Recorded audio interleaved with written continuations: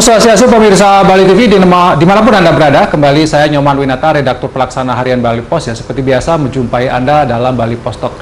Kali ini dalam edisi yang cukup istimewa karena kita memperingati 77 tahun Indonesia Merdeka di bulan Agustus. Saya diberikan kesempatan mewawancarai Ketua Legiun Veteran Republik Indonesia Daerah Bali, Bapak Gusti Bagus Saputra. Kita akan mewawancarai beliau tentang 77 tahun Indonesia Merdeka, apa maknanya, kemudian bagaimana pesan-pesan beliau sebagai para pejuang dulu yang merebut kemerdekaan, mempertahankan kemerdekaan terhadap generasi muda Bali terutama di tengah kemajuan, kepungan teknologi dan globalisasi sekarang ini yang sepertinya semakin mengikis nasionalisme kita. Kita sapa dulu narasumber kita, Bapak Gusti Bagus Saputra. Om Swastiastu, Ratu Punapi, Kata Kena. Sungkaro, Mungkin Ratu umurnya berapa lagi? Hampir sampun mungkin 92 tahun. 92 tahun. Oke, 92. Dulu sarang berjuang, Veteran pejuang kemerdekaan. Kemerdekaan dari tahun 1946 sampun 45 sampai 49. 49 ya. Ya. Jadi anak buahnya Pak Rai. Oh, dari yang Sunda kecil. Sudah kecil. Ya. Pengalaman berperangnya dulu rendijan yang kira-kira. Saya hanya sekitar karena umur muda, waktu itu umur 15 tahun. 15 tahun. Kita hanya tidak kebagian senjata, gitu. Senjata sederhana aja, sedikit tidak ada senjata. Jadi kita sebagai penghubung dari kampung ke kampung, dari desa ke desa, membawa perbekalan apa yang diperintahkan oleh senior kita gitu. Tapi waktu itu sudah butuh keberanian yang luar biasa ya. Gitu, kalau enggak berani enggak. Jadi membantu perjuangan begitu. Sebab kita waktu itu kan sebagai pelajar begitu ya. Pelajar. Jadi pelajar itu diperlukan oleh pejuang untuk membantu mereka itu gitu. Apa yang membuat Nuwun Ratu ikut berjuang?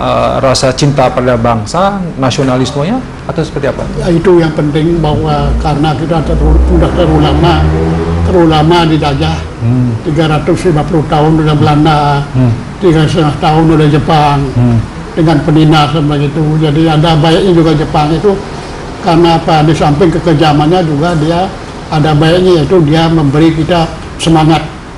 Pantang menyerah, pantang mundur. Jadi mental kita itu dirubah oleh dia dengan musik-musik, semangat anti penjajah, semangat pantang mundur,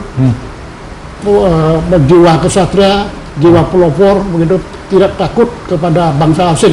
Jadi kita diajar cinta tanah air begitu. Jadi maksudnya Jepang itu supaya kita itu membantu dia berperang melawan sekutu gitu. Begitu. Jadi kita diberi latihan militer dan diberi semangat begitu. Kita gabungkan semangat Jepang itu dengan semangat puputan.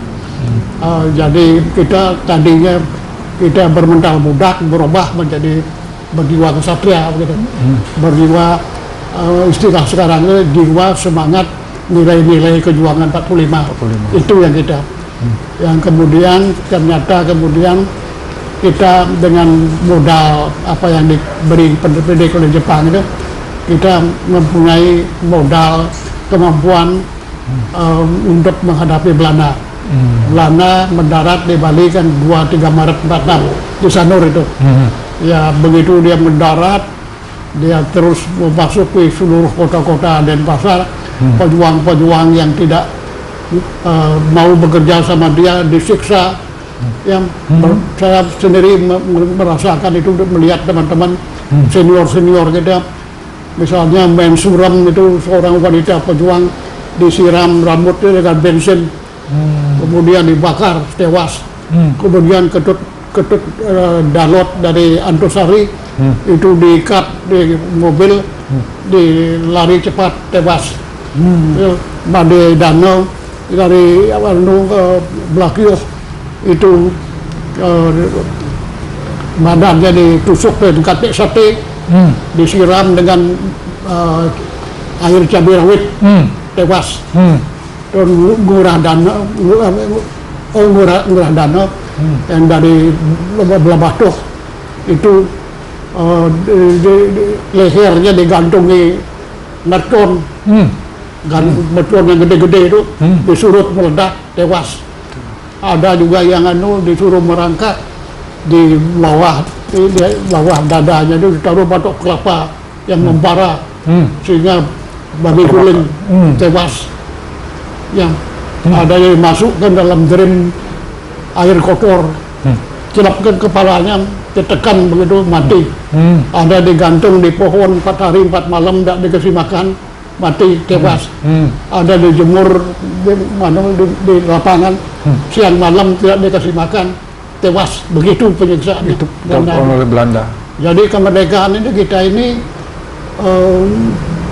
tidak hadiah dari Jepang, tidak, kita perjuangkan sendiri itu. Kemerdekaan Jepang itu kan kemudian mendapat perintah dari sekutu itu setelah dia kalah itu supaya status quo, jadi tidak boleh memindahkan kekuasaan kepada Republik Indonesia yang baru itu. Sebab itu dia tidak mau kita kasih senjata. Sebab itu kita serang Jepang itu kan itu untuk merebut tanggal 13 Desember 49 kita gempur Jepang itu kan. 13 Desember ya 46 yang 45 gitu, 45 ya, 45 karena bukan 46, 13 Desember 45 ya. Kita serang Jepang itu walaupun gagal gitu, kita pakai juga menyerang itu bukan hanya gerilya biasa, juga orang-orang sakti yang bisa jadi liak. Itu digunakan juga. Jadi liak itu sebagai pasek jeladi itu kan raja liak itu. Jadi pejuang memanfaatkan juga ya raja-raja liak itu ya. Lalu Dayu dari Sanur, Dayu Murah, yang sakti-sakti ya. Mak Kacung, nah itu bisa jadi liak, bisa itu jadi juga untuk menyerang ya, bisa jadi babi gitu, bisa jadi anjing, ya bisa jadi barong, macam-macam lah gitu. Jadi walaupun gagal tapi ada perlawanan ya. Ya Jepang, Belanda kemudian tidak mengakui kemerdekaan kita itu gitu. Kita serang Jepang itu kan, ini Belanda itu ya. Kita serang 11 April 46 jam 2 pagi kita merayap yang tangsi di Kayu Mas. Dari Pagutan itu. Ya. Tangsi ada 3 itu. Tangsi Kerenang, tangsi Kayu Mas, dan tangsi Satrio itu. Ya. Ya, dipimpin oleh Pak Sugianyar, Mayor Sugianyar. Itu pimpinannya. Itu kalau komandan Blok Timur Pak Kapten Japo itu. 800 orang khusus untuk menyerang tangsi Kayu Mas. Itu kalau di Satrio itu Grafino, dia punya senjata meteor itu. Kalau di Kerenang itu ada pejuang siapa namanya itu, luar biasa itu. Jadi kita serang tangsi itu, kita kuasai tangsi itu dari berhasil menguasai tangsi, pasar itu kita kuasai dari jam 2 malam 2 pagi sampai jam 5 pagi, 3 jam. Setelah 3 jam kedengaran pesawat terbang dari Kuto itu ke Tuban dan truk militer itu. Jadi karena kita gerilya hit and run itu, jadi kalau musuh banyak kita lari, kalau musuh sedikit kita gempur gitu. Nah, kita mundur ke Munuk Malang gitu. Nah itu pertempuran itu akibat serangan kota Denpasar itu, karena dia kebingungan Belanda itu sampai 45 Belanda mati, sekarang kita 6 ya. Termasuk yang gugur Kapten Japo itu, karena beliau tertembak 3 peluru itu di kepala. Ya, kepalanya. Beliau berani sekali itu, luar biasa beliau. Jadi Kapten Japo itu, kita mundur ke daerah Tabanan, sehingga kemudian berkumpul di Munuk Malang. Munuk Malang, ya, sebagai markas besar umum Munuk Malang. Belanda kemudian menggempur karena Belanda itu ingin pejuang ini habis begitu, karena akan ada konferensi di Denpasar Desember 46 jadi Belanda mencoba untuk menghabiskan kita itu, menghabisi pejuang-pejuang. Tapi kita sebelum itu kita serang pos-pos kecil-kecil itu, akhirnya banyak Belanda kewalahan tuh. Dia kirim surat itu Pak Rai itu, Pak Rai kan letnan Belanda itu, tentara Belanda Pak Rai dulu nikah ya. pendidikan Belanda itu. Jadi Pak Rai dikirim surat oleh Kapten Konoh itu. Kapten Konoh itu bekas atasannya juga yang pernah diselamatkan oleh Pak Rai. Itu Kapten Konoh. Dia mengajak Pak Rai untuk berdamai. Dia minta supaya dikirim surat dalam bahasa Belanda. Ya, bahasa Belanda. Ya. Pak Rai kan tahu bahasa Belanda. Dia pendidikan Milo itu, Milo. Iya, paham. Berpindah bahasa Belanda Pak Rai itu. Dikirimnya surat bahasa Belanda. Bunyinya antara lain probeer met de kapitein Kasa en de omgeving van Plago in contact te komen. Cobalah berhubungan dengan Kapten Kasa di sekitar desa Plago. Datku modal elkaar werken, disitulah kita bisa berunding. Wat dia besluit na afloop van dat spreek ook, maar saya keputusan apapun ya karena akan ambil nanti ya dan in volle vrijheid aan de saudara bebas pergi kemana itu pergi begitu. Jadi isi suratnya meminta Pak Rai untuk berunding ke sana. Surat itu dibawa oleh Pak Sergan, Gusti Ngurah Sergan, sepupunya Pak Rai gitu. Sengaja dikeluarkan dari penjara karena beliau pejuang, keluarkan dari penjara untuk membawa surat itu untuk disampaikan kepada Pak Rai.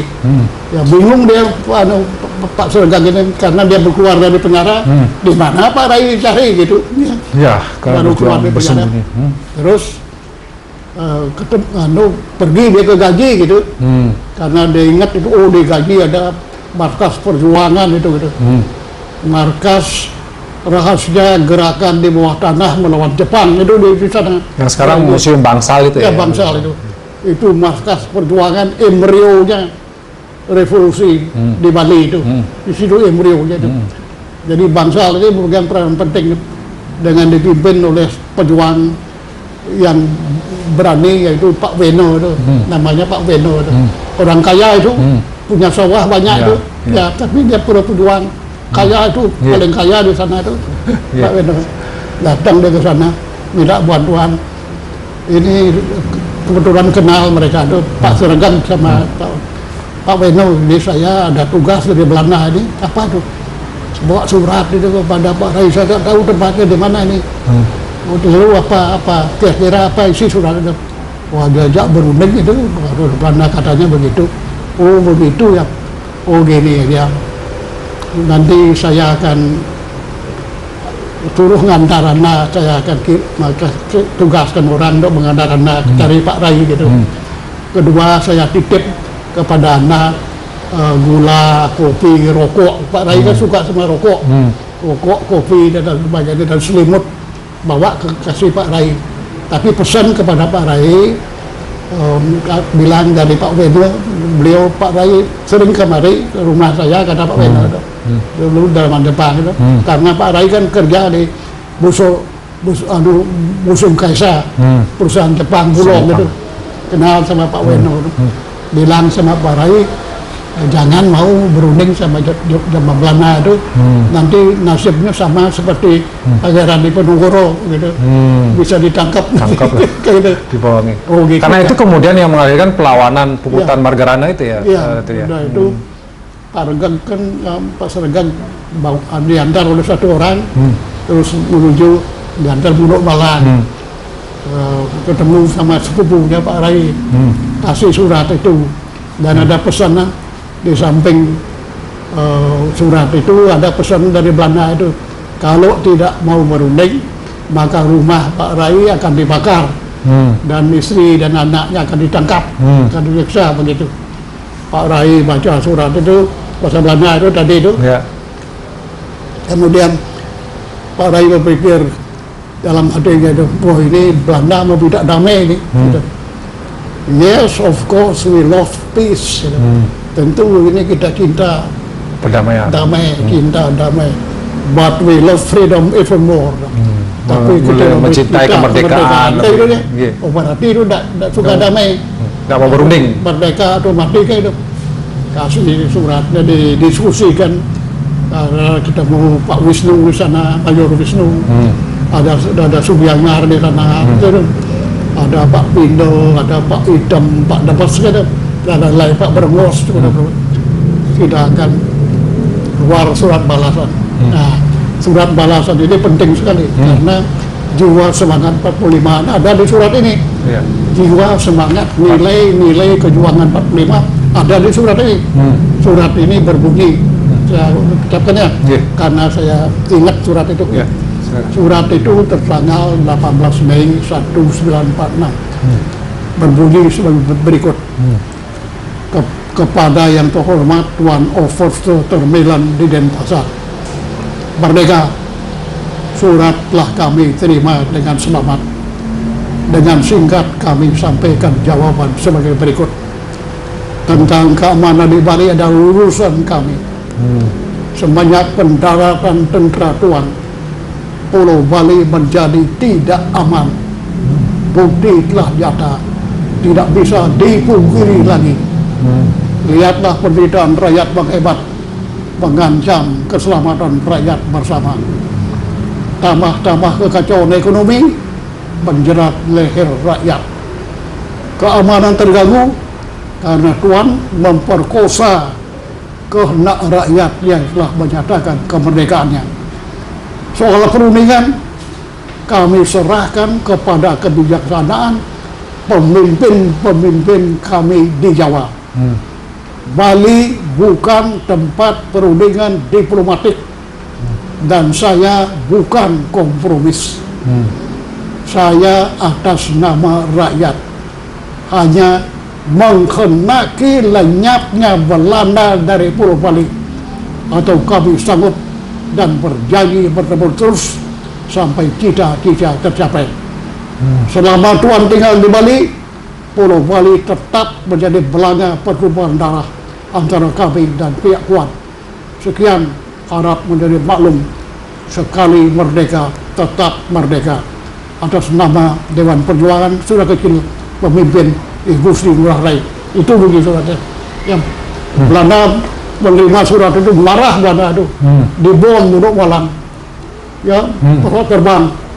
Kekuatan Belanda dari Bali Lombok, pesawat terbang dari Makassar, datang untuk menghancurkan Nusantara. Ya. Kemudian sudah ada Long March, ya. Pindah dari Gunung Balang ke Batu Karu, terus ke Gobleng, dari Gobleng sekumpul Berlin Timur, kemudian kembali ke Pelago, terus lagi ke Manik Liu di Bangli, terus Samok, Pesagi, Tanah Haron itu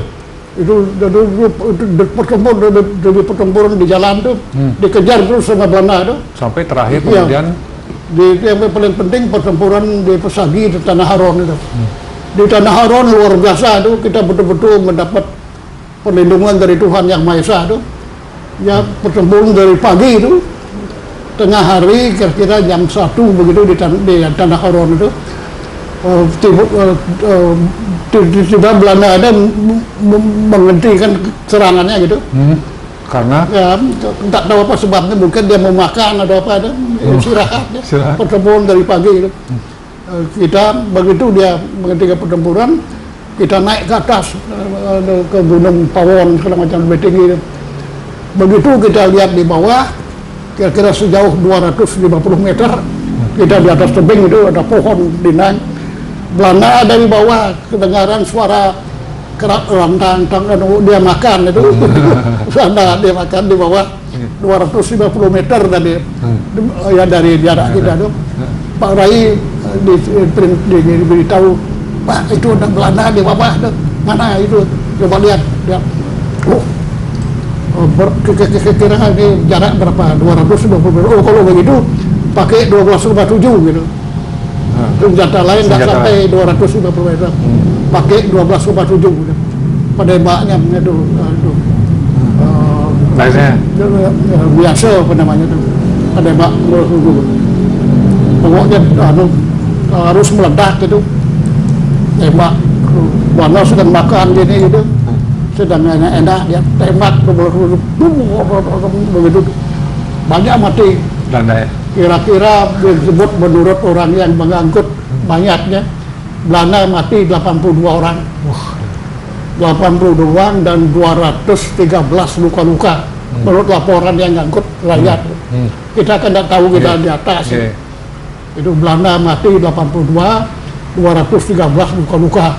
Kita selamat. Tidak ada yang mati. Belanda mencoba nembak kita, tapi di atas tebing, kena tebingnya bukan kita.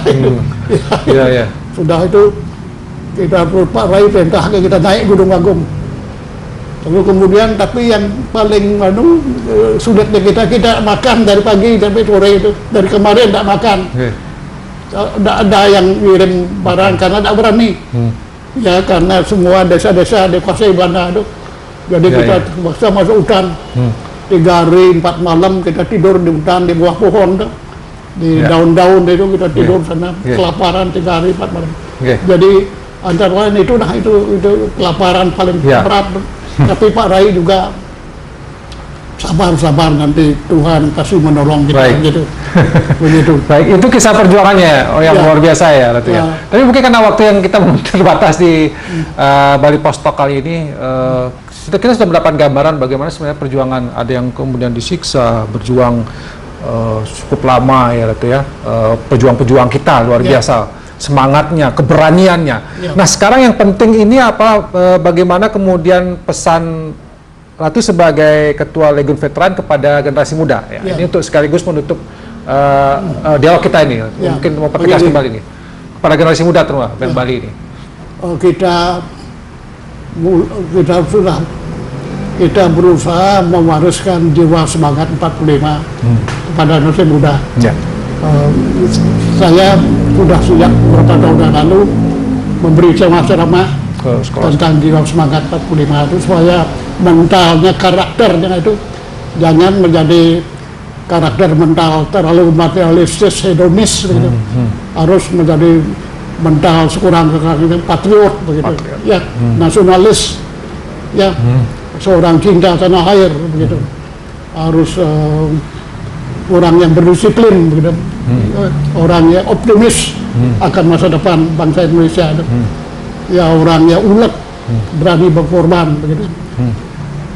Apa yang kita harapkan generasi muda, antara lain ini tentu banyak kita harapkan supaya mereka itu melaksanakan tugasnya masing-masing dengan baik. Kalau dia belajarlah dengan baik. Kalau dia karyawan, bekerjalah dengan baik. Seperti kata Sang Ramo kepada Wibisano. Ya. Karmani Eva dikaras tema palasu kadacana, maka mapara turbur bersanggo istifia karmani. Kan tuh waktu pelantikan Wibisano menjadi Raja Alengka. Laksanakanlah kewajibanmu. Ya. Tetapi engkau tidak berhak atas hasilnya. Ya.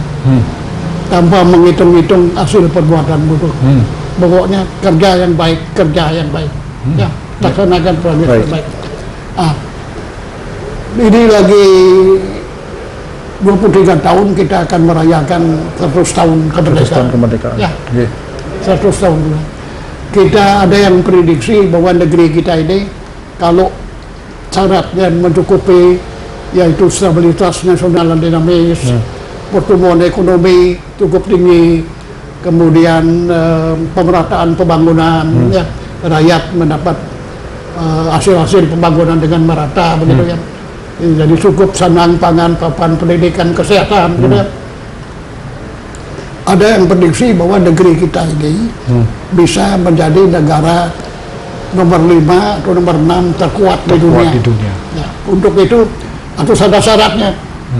Pemuda-pemuda sekarang yang berumur 20-30 tahun, yang sekarang berumur 20-30 tahun, pada tahun 2045, 23 tahun, dia adalah pemimpin. Dia bisa jadi presiden, dia bisa jadi jenderal, jadi menteri, dari DPR, macam-macam. Ya, ini kita harapkan ini pemuda-pemuda sekarang ini. Ya, jangan cengeng, ya, jangan mental herlah demidlan, artinya menghalalkan segala cara untuk mencapai tujuan. Jadilah patriot. Ya, kita pejuang sudah berbuat, ya, veteran pejuang kemerdekaan ini kita sudah berbuat. Anak sekarang ini isi kemerdekaan ini, ya, dengan jiwa semangat 45, walaupun dalam sesuai kondisi yang ada sekarang. Baik. Terima kasih Satu Ketua Legiun Veteran Republik Indonesia sudah mendalam sekali pesan beliau, bagaimana kita memandang masa lalu, mengingat bagaimana jasa pahlawan, kekuatan pahlawan, semangat juang 45. Ke depan kita memandang 23 tahun lagi kita akan 100 tahun. Generasi-generasi muda sekarang harus betul-betul memiliki jiwa patriot, jiwa yang tidak materialistis, hedonis, tidak menghalalkan segala cara. Luar biasa pesannya, dan demikian tadi Bali Postok khusus dalam rangka 77 tahun Indonesia Merdeka. Mudah-mudahan ini mengingatkan kita semua dan menjadikan Indonesia lebih baik lagi di masa yang akan datang. Saya tutup Bali Postok ini dengan Pramono Santi. Om Santi Santi Santi Om. Terima kasih, sampai jumpa.